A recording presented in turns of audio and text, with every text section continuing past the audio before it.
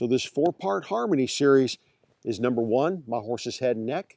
Number 2, my horse's shoulders. Number 3, my horse's rib cage. And now we come to part number 4, my horse's hindquarters. Now in kindergarten, with these young horses, we talked about hindquarter control, disengaging those hindquarters, and how important that was.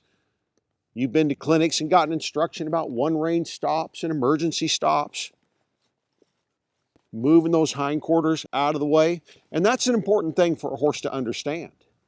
But if we're advancing in our horsemanship and we're farther along, I want to see if I can control those hindquarters with straightness. So part number 4, I'm going to pick up on my horse, get her head, neck, and shoulders really straight. I'm going to have my left foot go back, open up that right leg, and I want to move those hindquarters around that front end without counterbending my horse.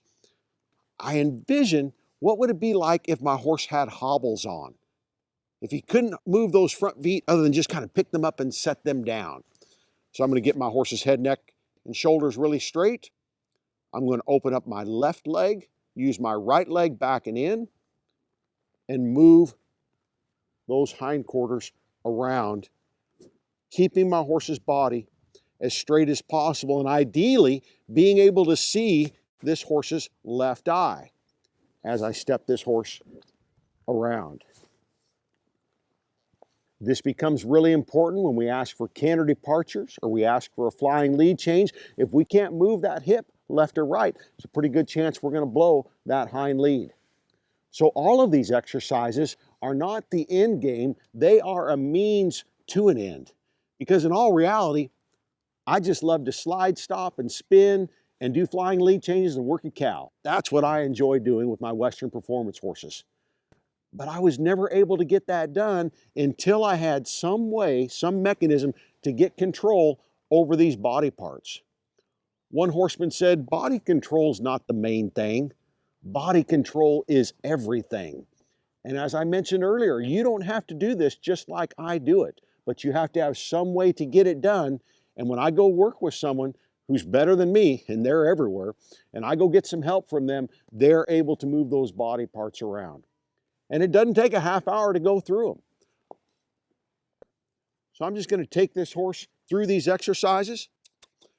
I'm going to ask for her face, make sure that she feels nice and soft and she's responsive there. I might even drive her up into her face a little bit. Stay on this train track circle. I'm going to come back down to the walk. And now I'm going to lift with my left rein, draw it towards my right shoulder, and walk those shoulders, part number 2, around. Now I'm going to pick up my right rein, draw it towards my left shoulder, and move this horse over in a side pass. Part number 3, getting rib cage control. How straight can I keep my horse? Now I'm going to stop my horse's forward momentum. Head, neck, and shoulders really straight, and move part number 4 around, holding that front end as still as I can and keeping my horse as straight as possible. I do not want to be able to see that horse's left eye as I'm moving those hindquarters to the right. What happens if I take it all the other way? So this is something I might check out when I first get on my horse, just making sure all the parts are working for me, just like an athlete might have a series of exercises they go through to get warmed up before a game or before their competition. Train track circle, wrapping my horse around my left leg. Now I'm going to lift with my right rein, get my right spur way up by the cinch, and walk those shoulders around. Counterbending my horse. I want to be able to see my horse's outside eye right here. Walking that around, step, step, step, step, step, step, step, step. Now I'm going to side pass my horse, left rein towards my right shoulder. Open up that left side and push my horse over sideways. Now we're going to stop that front end and move those hindquarters around. then I might put it all together. I might shift my weight and see if my horse then can back in a backward circle. Will all those parts come together? This is like the train track circle in reverse. I can still see my horse's inside eye. I'm pushing those hindquarters around the corner, asking my horse to stay soft in her face.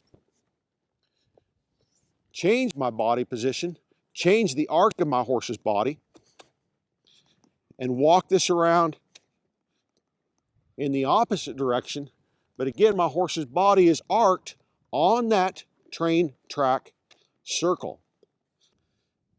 That backing circle is a good indicator to me how well all the parts are working in harmony, and it reveals to me where those sticky or bracy spots might be. Having these 4 parts working for you, having them readily available is going to be so important to be able to accomplish these higher level maneuvers that we want to be able to get done.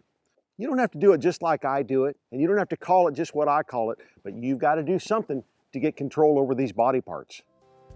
You get these body parts working for you, you get control of each one of these areas of your horse's body, then you will be prepared for higher levels of performance, and you can go on and do those things that you've always envisioned doing and always dreamed about. I'm Richard Winters, and I appreciate you watching.